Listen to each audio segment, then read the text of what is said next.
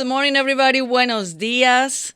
Yo soy Andrea Gómez desde los estudios San Orlando Sánchez Live, TLC Live in Austin. From the People's Republic of Texas, better known as the capital of the state of Texas. Yes. Great. So tell us what you guys doing over there. Well, a lot of exciting things, but hey, Andrea, it's good to see you. Sorry I'm not in studio with you, but there's a lot of exciting stuff going on. So we are in Austin, Texas. I don't know, and this is a lot of inside politics, but I'll share it because most of the people that are our viewers do participate in inside politics. So Texas Latino Conservatives undertook a massive, and I mean massive, study of registered Hispanic voters in Texas that are not Republican to see where the Hispanic community is going, what they're thinking, what their issues are, what their beliefs are, what motivates them to participate politically. And we have delivered the results of that poll. It was actually a two-phase study, Andrea, based on the census data, the scoring that we did on Hispanic voters based on the voter registration files, and we did it after redistricting. So we adjusted all the districts in Texas.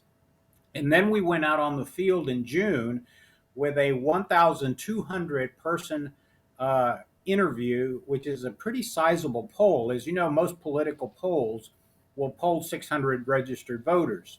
We went to 1,200 in three different regions of Texas. And I can tell you the results are very, very good news for the conservative movement in Texas. So this will serve as our roadmap for the next few years on how to continue attracting conservative Latinos to the political process and further making sure that Texas continues to be a conservative government that's pro business, pro freedom, pro family. And so we're excited about that. And then, of course, that was yesterday. And today we have a roundtable discussion with all of the Hispanic groups in the state of Texas to make sure that we have basically it's a huddle. If you watch American football, you know that the team huddles so we know what the play is going to be. So today is a big huddle here in Texas. I've stepped out of the meeting so I can do the show. But we have every Hispanic organization from across the state of Texas meeting today in a huddle to decide what is going to be the play in November. And I'm glad that you are able to join the show today because we have a very important guest. She's getting ready to be with us. But before we introduce our guest, tell us about the weekend in McAllen. How was Leadership Latino? And of course, we have another upcoming class in San Antonio this coming weekend. So that's a great question, Andrea. As you know, we traveled the state of Texas through our 501c4. You know, remember, Texas Latino Conservatives is two organizations. We're a political action committee that makes direct expenditures on behalf of candidates that are conservative in the state of Texas. But we're also an advocacy and education and social welfare organization through our 501c4. 501c4 is part of the tax code that allows organizations to sort of persuade and move public policy in a particular direction. So through our 501c4, through Leadership Latino, we go across the state, and as you know, we train young conservatives that want to become involved in the political process. For example, in November of 2019, we were down in the Rio Grande Valley where we had one young student, among others, by the name of Mayra Flores. That was November of 2019. And she went on to become the first Mexican born member of the U.S. Congress. And we're very proud of Mayra. But we've also trained dozens and dozens of young people across the state of Texas that have gone on to win city council races, commissioners' court positions, county clerk position, county treasurer position, district clerk positions, district attorneys, and some judicial races. So what we're doing, Andrea, is we're building the farm team, as the term is used in baseball, of young talent that we can then tap to move into positions like state representative, Texas senator in the Texas legislature. If they move on to the federal races like Congress or U.S. Senate, we can't help because we're a state PAC, so we can't get involved in federal races. But we can advocate for issues on our 501c4, and we can develop these candidates. So everything went very well in McAllen. We had Monica de la Cruz was there with us. We had Pastor Luis Cabrera, who, as you know, is the spiritual leader of a big church in the Rio Grande Valley, who has been leading Mayra Flores spiritually for many years. He's very close to Monica de la Cruz. He's very close to Cassie, who's also running for Congress. And I tell you, based on the poll that we did, Andrea, things are really looking good. And I might say that the Democrats keep on giving gifts. They just passed one of the largest tax increases in American history. Yes, they say they're going to raise taxes on American corporations. But Andrea, you know, and I know that corporations are owned by us, by you and me, by our retirement systems, by our 401ks, teacher retirements, county retirement systems. All of the retirement systems invest in the stock market. So that was really a tax increase on the American people. And of course, they're trying to kill the most important industry in the state of Texas, and that's the oil and gas industry. And we have data to prove that the Hispanic community across the state of Texas overwhelmingly supports oil and gas exploration in the state of Texas.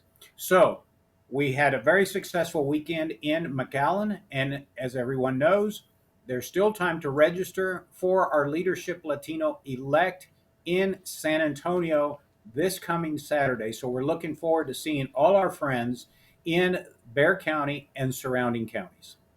That's great. Yeah, I hear a lot of good things this week, and of course, looking forward to be in San Antonio for Leadership Latino this coming weekend. So, our guest is ready, Orlando. So, let's introduce her because she is a very, very important guest today because also Texas Latino Conservatives is supporting her in her campaign.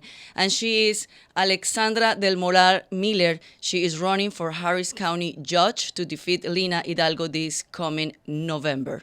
So she is with us today. We've been looking forward to this interview to get to know her better, to know her background, and I was reading her bio. Very excited to have her today. Alexandra, good morning. Good morning, and thanks for having me on today. Orlando. Well, I'm delighted. Look, for full disclosure, I've got to tell you that, we at Texas Latino Conservatives, because we took a little heat on social media, Alex, and I got to share this. It's kind of funny. Uh, Before I knew you were a candidate, Texas Latino Conservatives was desperate to find a candidate to challenge Lina Hidalgo. And we endorsed early on, and which we generally don't do, one of your opponents in the primary, Vidal Martinez. And of course, you came in, guns a blazing, so to speak, and just dominated. And we were going to say we are enthusiastically endorsing Alex Mealer for county judge. And let me just add that we've given her the largest contribution that Texas Latino Conservatives has ever made. So we're very proud of her. She has an amazing background. She has an amazing family. She has an amazing dedication to the United States and to our community. She has a firm grasp of the issues in Harris County.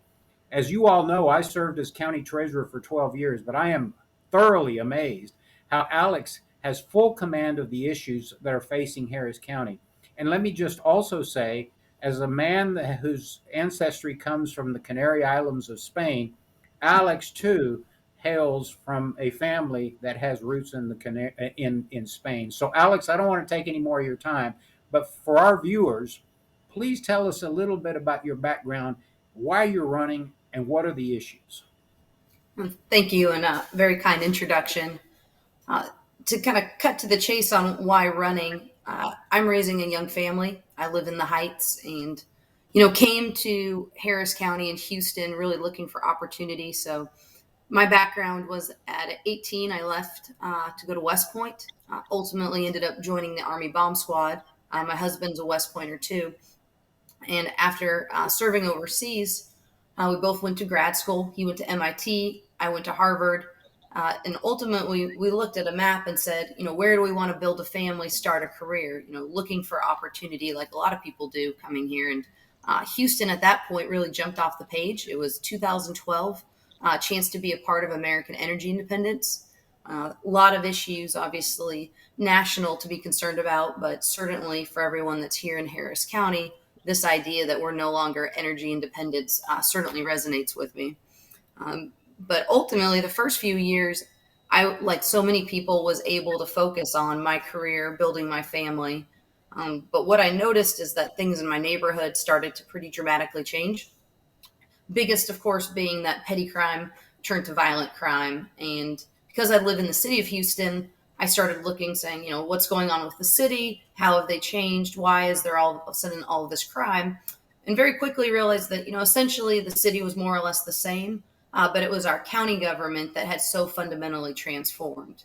And that's what I think a lot of people don't realize. What I was attracted to is the county judge is the best suited position to tackle crime because you control the courthouse, you control obviously funding for our district attorney, down to the labs that process the evidence, to our sheriff deputies and our constables. And in terms of manpower, sheriff deputies and constables are almost equivalent to our Houston Police Department. So it's this really awesome weight and responsibility. And what I saw was a county government that had really shifted from what I would say its core function, you know, property taxes, making sure that we're setting that at reasonable rates to support families. Lena Hidalgo's first year in office, she wanted to raise it 8%. I'd say that is not friendly to businesses or small family-owned businesses or families. And then a dramatic shift in the funding priorities where we've expanded the scope from traditional roads, bridges, criminal justice system to really focusing on a host of social programs.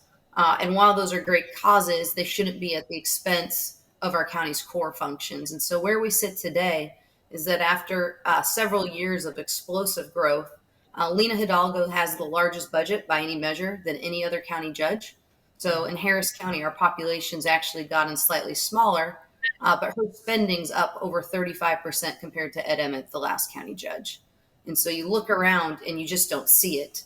It's one thing if you were resource constrained to have poor results, but it's another to be so well funded and have so little to show for it. And so what was very alarming to me was one, yes, it was clear we were starving our criminal justice system of the resources they needed. That is driving an exodus of law enforcement. Every month we lose more law enforcement than we can hire. And we haven't seen any elected leader really focus on how do we recruit and retain our law enforcement. And then along with that, they're now announcing a tax increase via $1.2 billion bond issue. And that bond issue is essentially a blank check. And when I say essentially, it is a blank check. There are no specific projects identified. A lot of it are for things that I would say should have been funded by our property taxes. When the bulk of it goes to road maintenance, well, what are your property taxes for? And then you find out they've just added all these programs. So a little long-winded there, but just the amount of impact you can have in this role. To me, it was a bit of the unsung hero for so long because, to be frank, when the trains are running on time, no one needed to focus on what our county government is doing. But it is clear that things are not working. We are failing to deliver basic services. In this role, this position is more akin to being governor of the 25th state than a county title. So population, we're 6 congressional districts.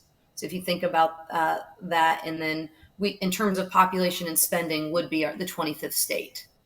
More people than the entire state of Oklahoma. So to have the opportunity to have such a positive impact, I couldn't think of anything better to use my time for. And really excited to be in a hotly contested race. Well, I'll tell you, we're grateful that you have decided to jump into the political ring. What's amazing to me is, and I've been in politics for over a quarter of a century here in the Houston, Harris County area, is that rarely do you see a novice in politics, and I hope that you don't take offense to that, but you have no political experience, you've never run for office, like Lena Hidalgo. But the comparison is, Lena Hidalgo was clueless. But yes, Alex comes in, and not only does she rattle off department budgets, funding levels, full-time employee equivalents in the largest law enforcement agency in the region, which is the Harris County Sheriff's Department. She knows every nook and cranny of local government. In fact, she's even so attuned that she just told you that they are passing a large increase in taxes because there's a difference when you issue bonds. There's two types of bonds in government. One's called a general obligation bond, which basically you're guaranteeing with your property in Harris County. And then there are revenue bonds. So Alex knows the difference. There's not a snowball's chance in hell that Lena Hidalgo would have been able to explain that to you when she ran about 3.5 years ago.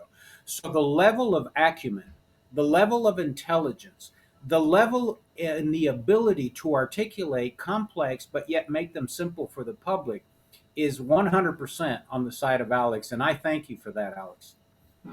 Well, the biggest driver in my background, which said new to politics, but certainly have a service background. And I grew up on stories of service. And so just talking about my family, my grandfather fought Franco, led the Republican opposition against a fascist dictator. And for that was put in a concentration camp, had to flee to Mexico, joined the Mexican army, and then eventually came to the U.S. Via joining the U.S. Army, and went on to have a very prolific career in Hollywood, co-founding Golden Globes and representing the Mexican Film Actors Union. And so in my family, there is this track record of being able to work very hard, but then also have that positive service impact. And then on my other side of the family, my grandfather, first person to graduate high school, enlisted in the Navy, then first person to graduate college. And so always grew up with that idea that one, there is opportunity in the U.S. and you just need to work very hard. And obviously, once you're able to get into a position of success, how do you help lift others up to get opportunity as well? And finally, you do hear a lot of talk about, okay, being veteran, and sometimes people focus on the negative aspect a lot because there are veterans that do need help. But fundamentally, that background so well equips you because you're constantly thrown in very different circumstances. So in my deployment to Afghanistan, first few months running traditional bomb disposal missions. And then within a few months, no notice, unfortunately, a combat death, I received an early promotion to lead this very large, diffuse, really administrative and logistics organization. So was the headquarters company commander for the unit that oversaw the bomb squad. So that meant Air Force, Navy, and Army, as well as civilian contractors. And so with no background or preparation, quickly had to figure out how do I manage 600 people. They're in 40 locations. And then we were losing weapons. So all of a sudden, I just spent, a few months doing nothing but combat operations. Now I'm in a fully logistics role. So there is a flexibility that you learn from the military about how do you learn a really new skill, assess a new organization, because you're just constantly coming into new organizations. And even in the Army Bomb Squad, you're always a bit of a visitor. So I supported an infantry battalion, and very quickly you figure out, okay, well, that person may have the title, but these are the few people that are actually making the decisions. What are their priorities and how do I support it? And so I've just taken those basic skills and lessons and applied it to the political arena. Alex, tell us what is your priorities in your campaign, and in case you win this November, what are you going to concentrate to work in Harris County? Sure. So number one has to be public safety. And the reason I get excited about that, because if you fail on public safety, how do you do everything else? And it all flows. You can't have kids that are able to compete and learn in school if they're dealing with, high crime in their neighborhoods, right? It's very difficult. Plenty of data to show that kids that are in areas that have high homicides, high theft, it shows in the classroom because that sort of environment takes away. Also very difficult to grow our tax base, attract businesses. I think fundamentally that becomes a divide. If you would listen on the other side of the aisle, I think their view is that you can always raise taxes and that doesn't have an impact on people's behavior. Where I would say as we become a more expensive place to live, you are actually going to see families and businesses leave and place a greater and greater burden on a smaller set. And so, number one, public safety, and that is funding the entire criminal justice system. So, aggressively funding our law enforcement, but also funding our prosecutors, our medical examiner's office to make sure we can tackle the backlog. So, in Harris County, in practical terms, it's 3 to 5 years before a murder trial goes to court. The backlog before Harvey was about 60,000. It is now steadied around 130. So 130,000 cases, and we're not making progress. And so I do believe that a much stronger push can be made. And, we have proof that getting some of these Republican judges makes a huge impact. If you look at Maritza Antu on the 482nd, she is blowing out every objective performance measure. And one of it is a very simple thing that she's showing up to work. So we have a lot of these judges that simply are not attending court. And so before we even have to look at night court or weekend courts or spending more money, we need to get people doing their job the way that Maritza Antu's been available to. And so attacking public safety. And then after that, I really want to shift all of our funding priorities back to core functions of government. That means investing in our roadways. You need competitive infrastructure to attract growth, and maintaining a competitive tax rate. Because as discussed, that bond issue, it is a tax rate. And even with all of this growth we've had the last few years, our commissioner's court has stated that we've at least $100 million shortfall for the 23 budget. And I would say that, anyone can spend money that's not particularly talented. If you have a teenager, can give them a credit card and see what they can do. But it does take skill to navigate through uncertain economic times like we're facing today. And it really is going to need a focus and a prioritization of these are the core functions of government: criminal justice, infrastructure, roads, bridges. And outside of that, that's not going to be our lane. So I do not support the expansion of programs and services because quite simply, we can't afford it. And they've even acknowledged they can't afford these programs. Mm-hmm. Yeah, it's amazing to me. I've lived in Harris County since 1962, and I've never seen a more discombobulated commissioner's court. Whether it's Lena Hidalgo's staff, four are indicted, and I'm not sure that she will come out unscathed. It depends on when the Harris County District Attorney begins that case. But there's four people under indictment in her office. Even Adrian Garcia's staff, for the third time, has a high-ranking staffer that's been arrested for a potentially felony third DWI to Commissioner Rodney Ellis, which we still have a case out there where there's a potential that he has squandered taxpayer money by housing a big, sizable personal African art collection in county warehouses. I don't know where that case is. Or whether it's taking millions of dollars that should go priority to public safety, as you adequately described, and dumping them into social programs that are benefiting the consultants that are friends of the Democrats that got elected: Rodney Ellis, Adrian Garcia, and Lena Hidalgo. That needs to be exposed. We need to talk about it, because the most important thing in a taxpayer's life is, what are you doing with my taxes? And so I'm glad you're on top of it. Those are certainly the important priority issues. I know, Andrea, we actually advertised, Alex, that you were going to be on the program. And I think Andrea got a list of questions. So, Yeah. Andrea, if you have those questions from our Yeah, viewers, you might I want was gonna go to that after that. Okay. Okay, go ahead. So we advertise that you're gonna be on the show, so people send some question, and you answered few of them. So one is where you stand on the TxDOT I-45 expansion. Sure. So I do support the TxDOT I-45 expansion. That is a key difference or issue. Right now, it's cost roughly $500 million due to the pause or delay. So Lena Hidalgo, our county taxpayer dollars, have gone towards suing TxDOT. And so I think, one, at a high level, whether or not you agree with the plans as driven, I think we could all say that an appropriate response of our county government would be to engage in a dialogue with the state. The county is the execution arm of the state. And it is not reasonable to me that if you have a disagreement, that the first step is what I would call pretty much a nuclear option to go to a lawsuit, sue your higher authority. So, you know, the numbers keep bouncing around on the project, whether it's 9 billion now as you start to weigh in inflation, it's probably 10 billion of funding. But there's over 3 billion that is ready to go, was shovel ready a year ago. And it's to redo the loop around downtown. And for me, one of the biggest mandates you have as county judges, you lead our emergency response. It's only that loop around downtown that the plans are solidified or finalized. And we've seen from Hurricane Allison that we have a real bottleneck on evacuations. So it is a public safety issue to me, particularly around that project that's ready to go. And it also relates, I think, one of the facts I didn't realize till even running is our port is over 20% of Texas's GDP. And we right now are leading the country in tonnage. So I think there's a lot of cities and areas that would love to have a growth economic engine right now. We're very fortunate that our port is one of those that's pretty hard to come by in our current economy.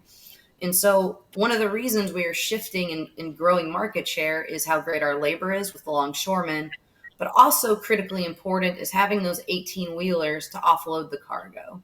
And so I-45 is directly related to our economic competitiveness with the port. And so I do think it's a false proposition for Lena to say I'm pro the port, but I'm against I-45. That you've got to, no one's saying that they can't adjust plans, and they've done a lot of revisions. To me, that's how you manage as county judges. We aggressively pursue funding from our state and federal partners. And that's one of the things that's been a real weakness. And if you ask how I vision the role, my job is to bring in resources to the county. If I won't advocate and push for Harris County, who will? And so very big difference between, doing a nuclear option, which is a lawsuit that really cuts off any sort of debate or ability to revise and work through any sort of challenges. And so, yeah, that's a great point. And I'll tell you, Alex, I mean, I'll share with you, I've been here most of my life and I've seen several expansions. Number one, the I-10 expansion kind of went fairly smoothly, where there was, of course, community interest as to sound walls and acquisition of right of way and whatnot. But we never sued TxDOT for the I-10 expansion. Number two, we undertook a massive reconstruction of 59, especially around the Rice University area, Dunleavy area, Kirby area, all the way into downtown.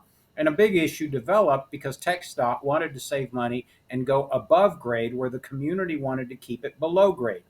We didn't file lawsuits and delay it for, ad nauseum. We worked with TxDOT to come up with a compromise that everybody was happy with. And then finally, we reconstructed the Pierce Elevated many, many years ago, and that went off swimmingly, as the British would say. I mean, it was done under budget and under time. This is the first time that I recall that Harris County has filed a lawsuit against TxDOT for an expansion that, as you correctly point out, is critical for the region, not only for public safety and evacuation of hurricanes, but certainly to move goods and services, which, as you correctly mentioned, the Port of Houston is the largest economic driver. So I'm really disappointed in this dysfunctional, discombobulated commissioner's court. So I think Andrea has another question that one of Yes, our viewers. they ask, what is your plan to clear the backlog of cases?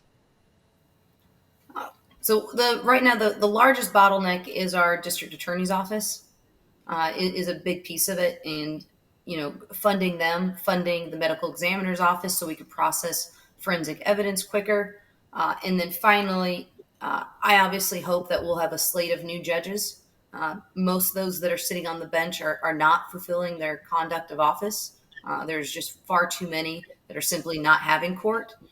There are multiple judges that haven't heard a case in months.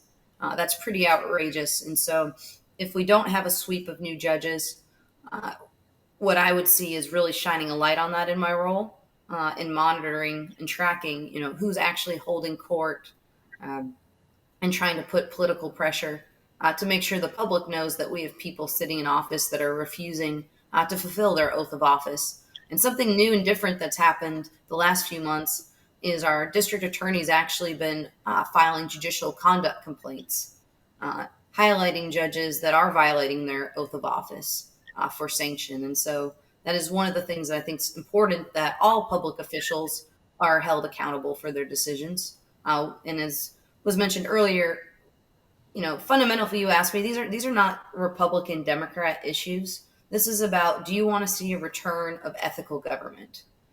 It is not ethical to bid rig or steer contracts to your friends, as three of Lena Hidalgo's staffers have been indicted for. And it's certainly not ethical to decide to focus more on the small business you're running as a judge instead of opening up your courtroom and restoring law and order. Because I do believe in the right to a speedy trial.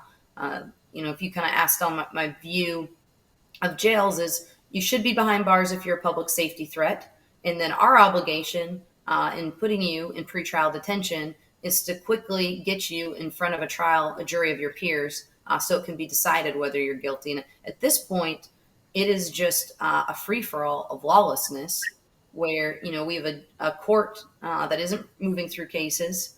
I think if people saw what is being dismissed or the plea deals, they wouldn't feel very comfortable with it. And that's kind of a natural outcrop of what's going to happen when people are resource constrained. And so we're now spending an obscene amount of money to transfer people. We just authorized, $25 million to move to Post Texas.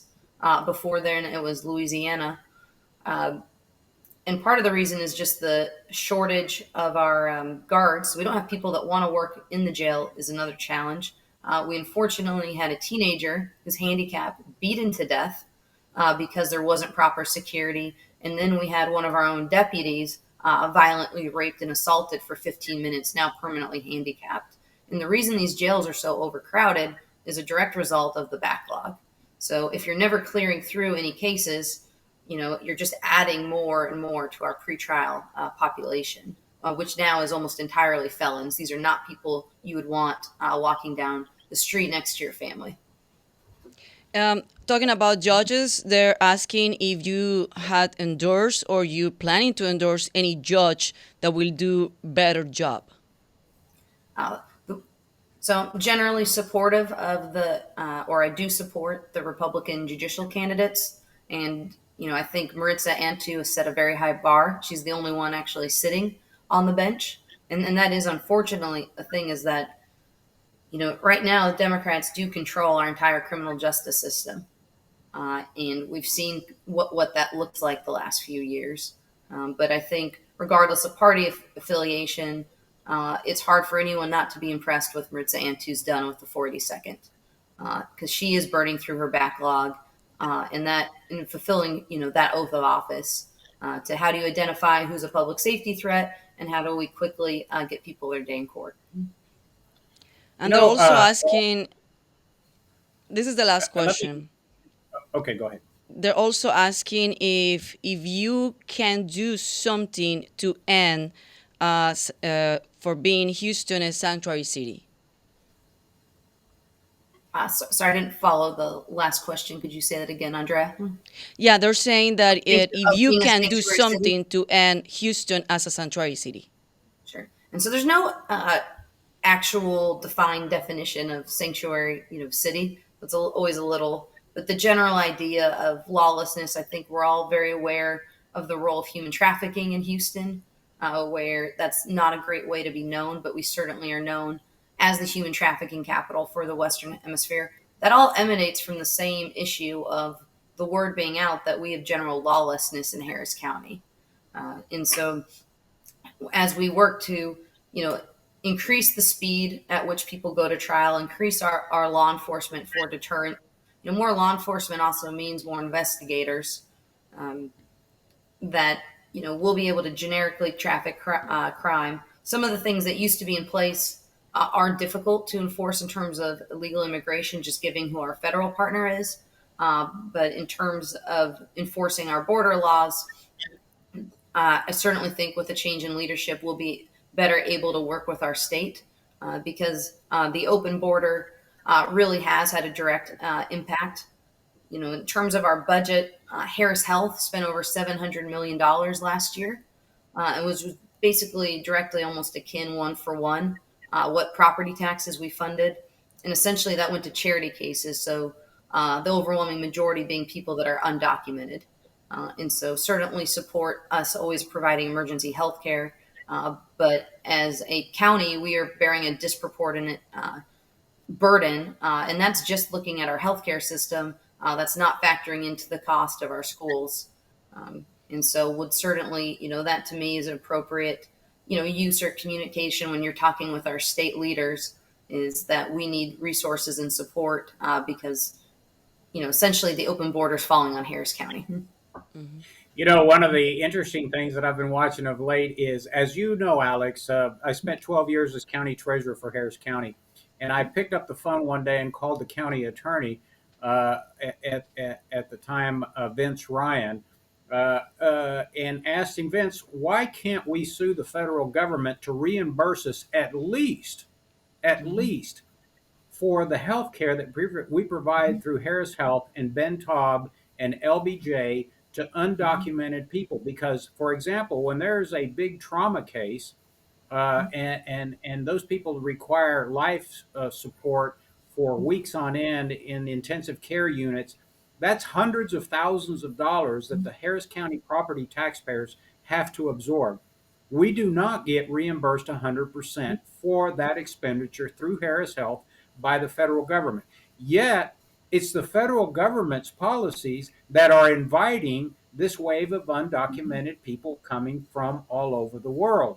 And so I'm really getting a kick out of the governor, not the governor, but to Mr. Adams, the mayor of New York City, who's squealing like a stuffed pig going to the slaughterhouse because the governor has shipped 4,000, who, by the way, volunteered to go to New York. They were going there anyway. Now he's squealing like a pig, and you know, I think it's great that the country is now starting to realize what we Texans have been enduring for decades with these open border policies. So this is something that I would like to personally appeal to you on, is that we've got to continue the fight. If the federal government is not going to control the border, Alex, they at least have to reimburse us for what you correctly pointed out is the healthcare costs and the educational cost of the undocumented population. So I hope you stay on top of that one. No, and unfortunately, what we've seen is too, by having a system of lawlessness, the rise of human trafficking is shameful. It's very upsetting.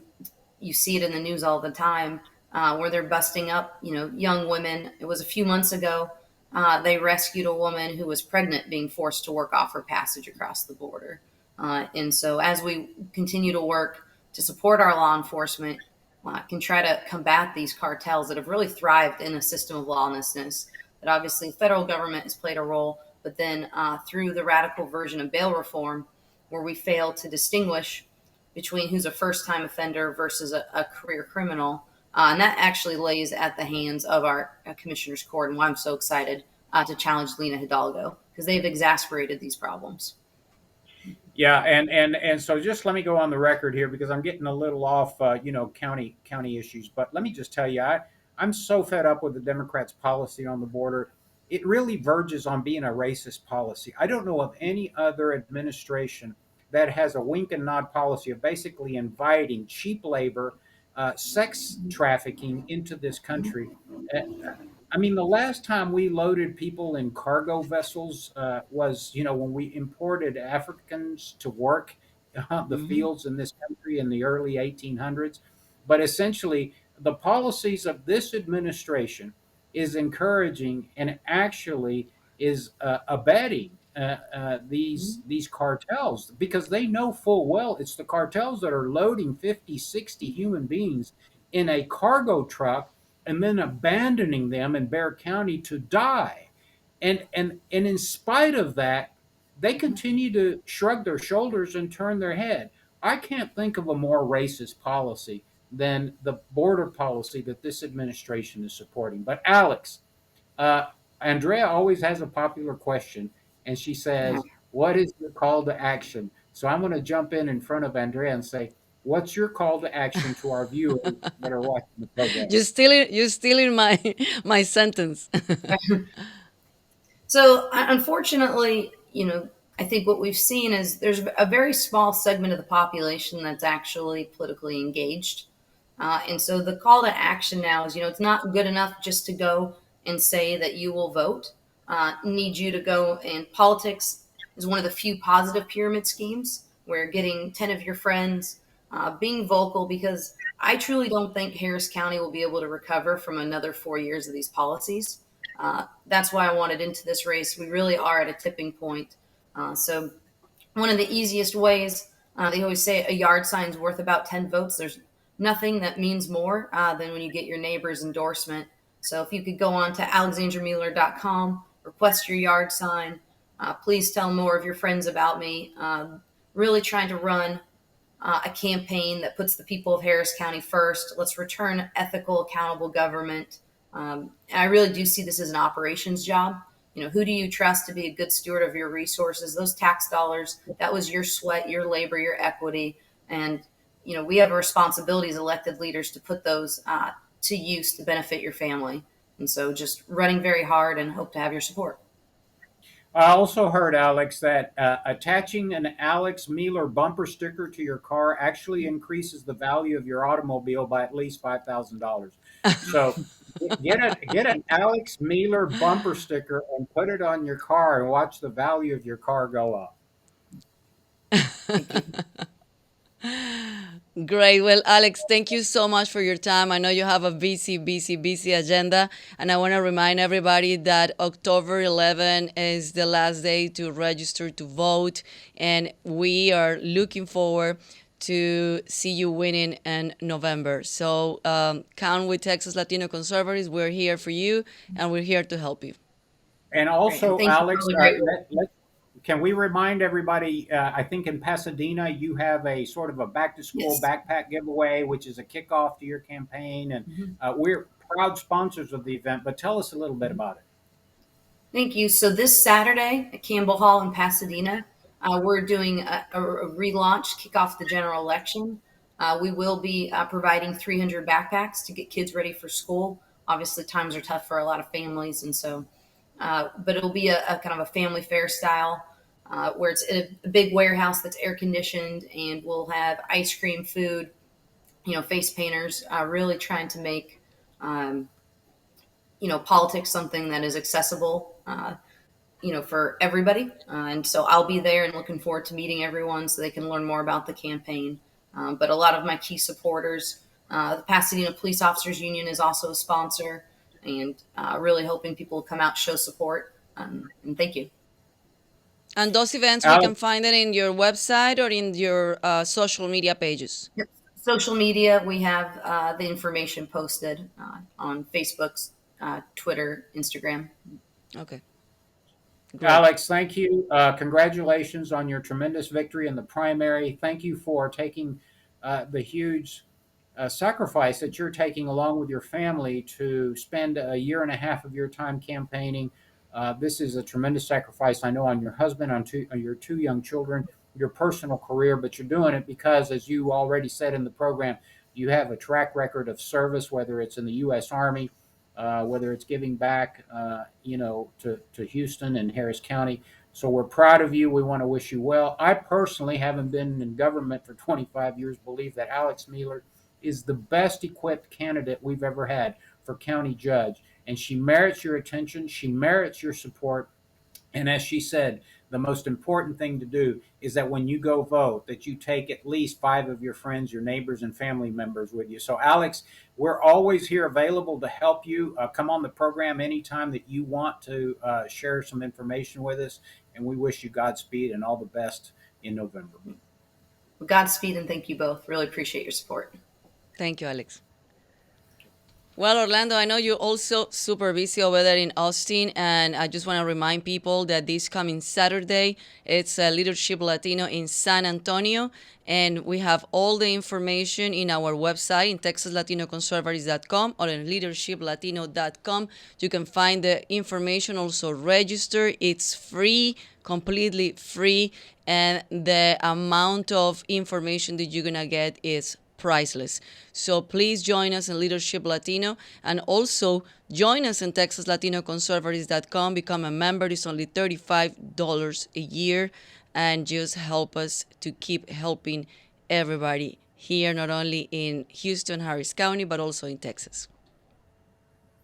All right, Andrea, thank you. And we'll see you next week. Hopefully, one of these days I'll make it back into the studios in Houston. But for now, we continue to travel the state of Texas because we've got a lot of work to do. So, see you next week. Hopefully. Thank you for organizing this. All right, bye. Okay, we miss you. Thank you so much, Orlando. And thank you so much, everybody, for watching us. And nos vemos el próximo miércoles. See you next Wednesday.